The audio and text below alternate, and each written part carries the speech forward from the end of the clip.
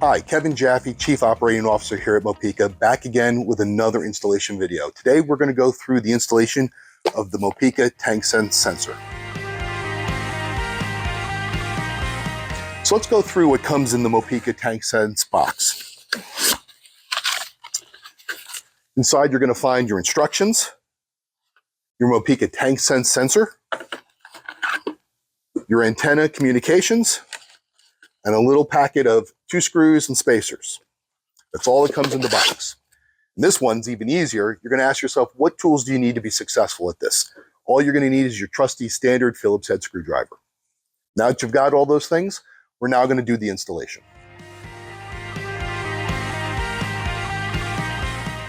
In addition to having a Phillips head screwdriver, you also need the Mopeka Copilot app that you can get either from the Apple iStore or the Google Play Store. So make sure you go and get that and download that. In addition, you will need a login to the Copilot system, which should have been issued to you from either your distributor or from Mopeka directly.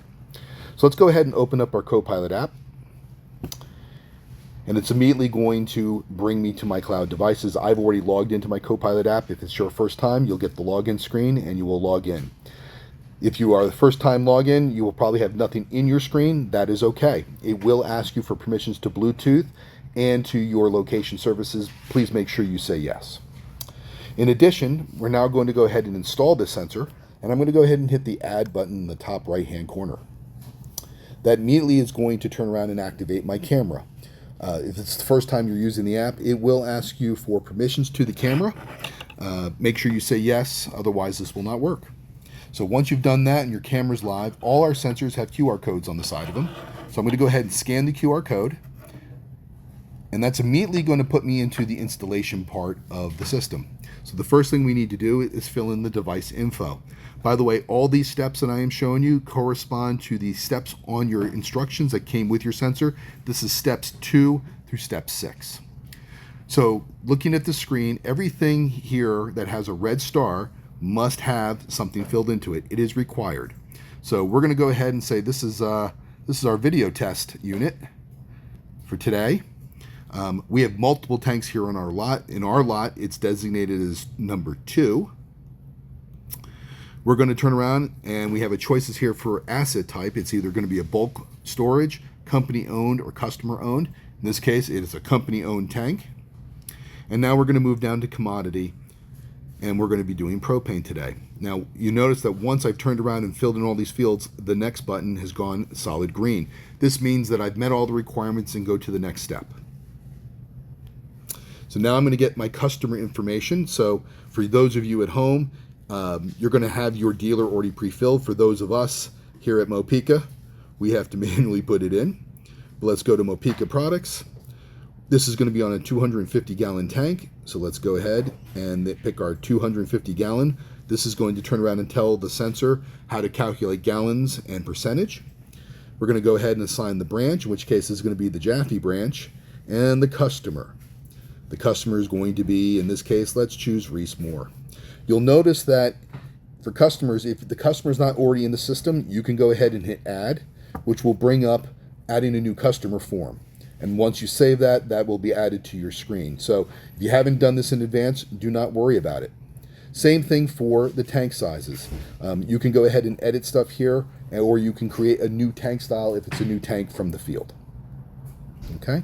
Now that I've filled in all the required fields that have the red star, I can go ahead and hit next. It's going to ask me what type of this tank. We're going to do 2 installations today. One is going to be an above ground tank, which is a horizontal that we're doing now. And the other one we're going to show you, which will be for underground tanks. But today, for this one, we're going to hit horizontal.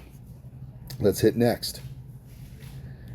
Okay, and the last step that we're going to show you in this segment is the update rate. So these sensors are slightly different than our traditional Mopeka sensors. These will turn around and be coded right here at installation. So you have choices between 8 hours, 12 hours, and 24 hours. For this, we're going to go ahead and choose 8 hours. And now we're going to hit next, which brings us to step 7, which we're going to cover in the next segment. So now we're at step 7 on your Mopeka Copilot app. And we're going to go ahead and try to figure out where we're going to install the sensor on this tank.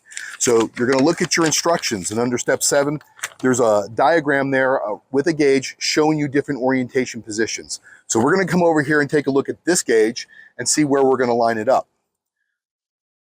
So as you can see, the read ready clip is here. We're going to look at the positioning of where the read ready clip is in comparison to our documentation. So we'll see that the read ready clip is the second position, and we're going to install this exactly opposite of the second position, which is position 4, and that's what we're going to choose in our app. We're going to grab our packet with the 2 screws and the spacers. We're going to go ahead and put that together and come back and show you what that looks like. So I've gone ahead and gotten my sensor out, and I've gone ahead and put one side of the screws and the spacer in. And I want you guys to see this before I actually go and put it on the tank. So what I've done is the 2 included screws are going to go on either side of the sensor itself. I've done one side so you guys can see it. So there's the screw, and I've gone ahead on the other side of the metal frame. I've put our spacer on there, as you can see. And now we're going to go ahead, I'm going to do the other side and put it on the tank, and we're going to come back and show you what that looks like. So we've gone ahead and installed this Mopeka Tank Sense sensor here on the tank. I want you to come in and see this a little bit. Once again, I want to remind people why we installed it the way we did. So looking at your diagram, you'll see that the read ready position is number 2, and that's in our 12 o'clock position on our dial here. And that's why we installed it the way we did, opposite the read ready gauge, which is position 4 on your documentation. Now, taking a look from a side profile, if you can, I want to make sure you guys can see how we've installed this. We've taken that screw that I showed you before and the spacer, and then we've screwed this down into the actual mount of the gauge, okay? And then what's also important, once that's there, that's steady, come up here to the top, and per the instructions of 8B, we want to make sure that we're completely centered and aligned on the gauge itself.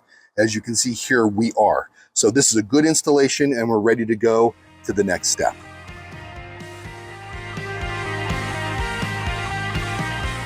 So now that we showed you how to install it on a horizontal above ground tank, let's show you how to install this now on an underground tank. We happen to have one here in the Mopeka yard. So if you look at your instructions, on instruction step 9, it talks about the position of the sensor. So come on in. I want you to take a look at the gauge. We've already removed both screws from this, and you can see why we've done that. We want to make sure that the gauge stays intact and centered in there. First thing we're going to do is we're going to go into our kit. And we're going to get our first screw and our first spacer out. And we're going to go ahead and put it right here on the outside hole, outside position. This is going to provide stability to the sensor when we install it the other way with the next screw. Next, I'm going to grab my sensor, and I've already put the screw through the top hole. On the back side, we're going to go ahead and put the spacer. And we're going to go ahead and push this down onto the other hole there in the back. And we're going to go ahead and screw this in. And we're going to go ahead and keep that tight. So now that's installed in position 3 per our instructions, and this is not going anywhere.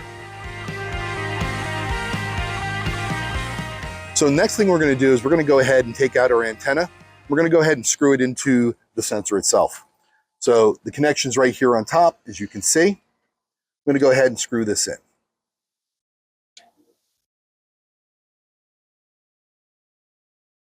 Okay, make sure that's nice and tight. Your wire is going to come outside your hood, entry or exit holes when it's closed. And you're going to go ahead and take your antenna, which has 3M tape, and you're going to peel this and stick this somewhere onto the tank. You're going to hold this down to the tank for about 5 to 10 seconds, making sure that it really adheres to it. Next thing we're going to do is we're going to go ahead and wake up this sensor. So if you can come in here closely, I'm going to go ahead and hit the power button, and it's going to turn on. Now, once it's on, I'm going to go ahead and press it once to NA.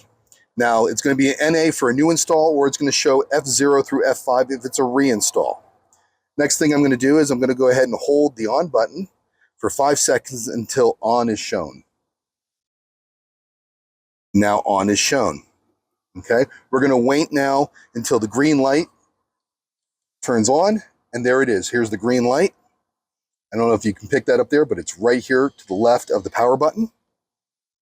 Okay, and now we can go back to our app, and we're going to go ahead and hit next. So now that we've got our green light, we hit next. And now what's going to do is it's actually scanning for a provider in the area. Be patient. You can have it can take up to 8 minutes, but we'll have a countdown here. And as soon as this thing connects to a cell tower, we'll get a connection to the cloud. So now what's going to happen is the sensor is now awake and it's out scanning for the strongest signal in the area. Please be patient with this. This can take up to 8 minutes, but usually it's less. What you'll see is when it starts connecting, the green light will start flashing on your Tank Sense monitor. And there we go. It's now connected to the cloud. We see the carrier is AT&T wireless, and we are at signal strength. We have plenty of signal, so we're going to go ahead and hit next. And now we're going to go ahead and check the level and see what that says. And we're going to do that by waiting a minute and then pressing the button on the device.